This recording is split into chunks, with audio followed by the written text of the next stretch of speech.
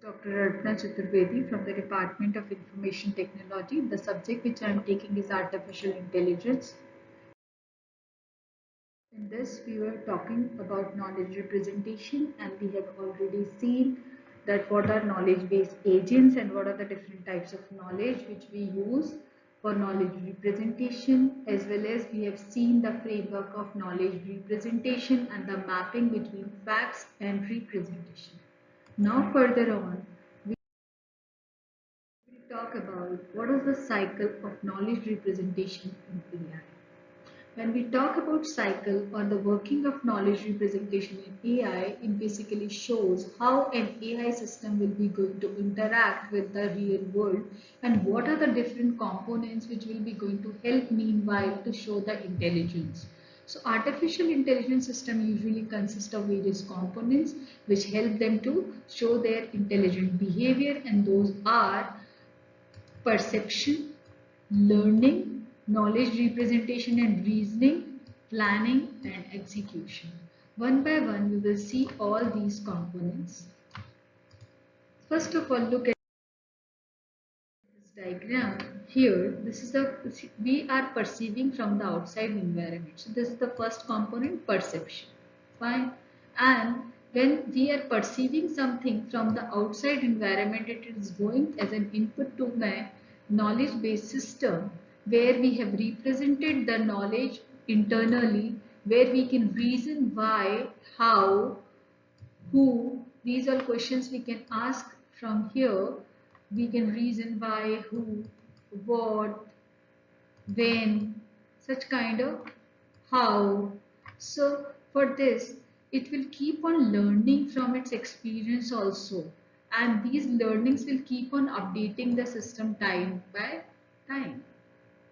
Fine. And then in this system, this is second component is learning, third is knowledge representation, fourth is reasoning, and then to give the proper output, it will be going to do proper planning. And with the help of this planning components, it will be planning how the execution will be going to take place, and accordingly the execution will be going to take place to give the output to the outside world. So one by one, we will see these all components and see the working of each and every components and how these all components as a cycle work to represent the knowledge. So first is perception component. This, as I said, retrieves the data or information from the environment. And this the information which it is perceiving can be visual form, can be in the audio form, or can be any form which is the form of sensory input also. And with the help of this component, you can retrieve data from the environment, find out the sources of noise and check if the AI was damaged by anything. In case something such thing are being detected, either it has to be removed or should be responded back. Otherwise, it also defines how to respond to any sense which is being detected from the environment.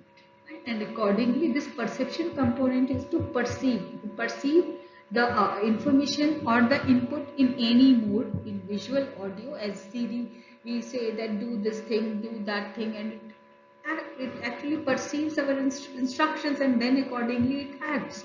So this is what this perception component basically do. It takes the input from the environment in any mode. Then learning components that learns from the captured data by the perception component as well as it's from experience. The goal is to build computer that can be taught instead of programming them. It should learn from the experience, from the data set which we have given as a learning examples. So learning focuses on the process of self-improvement. It keeps on updating itself from its own experience. It learns new things. The system requires knowledge acquisition or inference acquisition or heuristic for faster searches and all. So this learning component is having very important role to keep on giving the appropriate output from its experience, not only from the stored data. Now, in the complete cycle, the main component is knowledge representation. If I haven't represented the knowledge appropriately, and if it is not capable enough to reason, it will definitely be not be going to give the appropriate output. So these two components are involved in showing the best intelligent behavior, which is similar to human being. So these two components are independent with each other but are coupled also. Knowledge representation is all about understanding intelligence. Instead of trying to understand or build brains from the bottom up, its goal is to understand and build intelligent behavior from the top down approach, and focuses on what an agent needs to know in order to behave intelligently.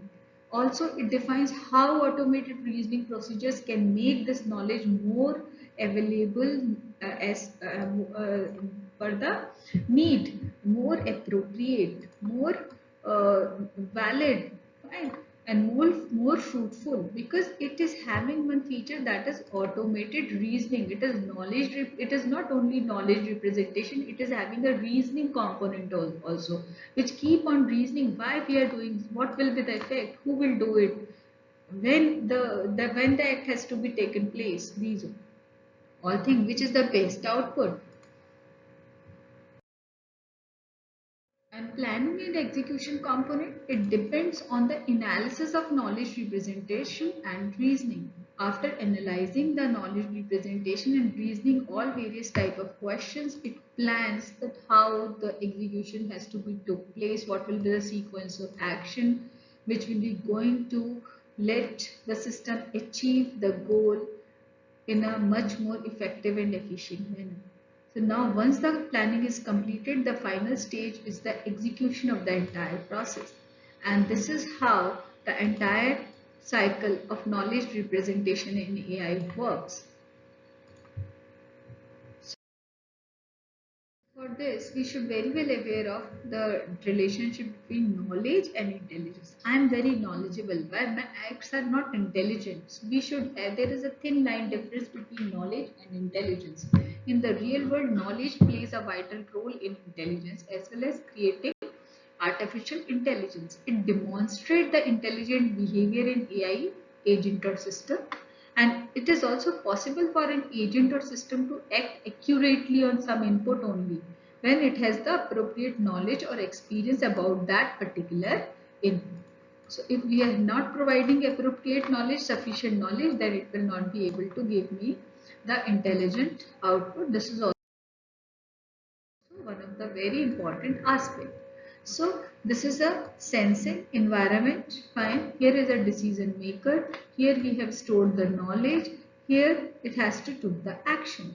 So now the action which it is taking is on the basis of the information which it is retrieving from the knowledge base, from its learning, and which it finds that after doing all kind of reasoning, the action will be the best action it will be going to take to at that particular period of time.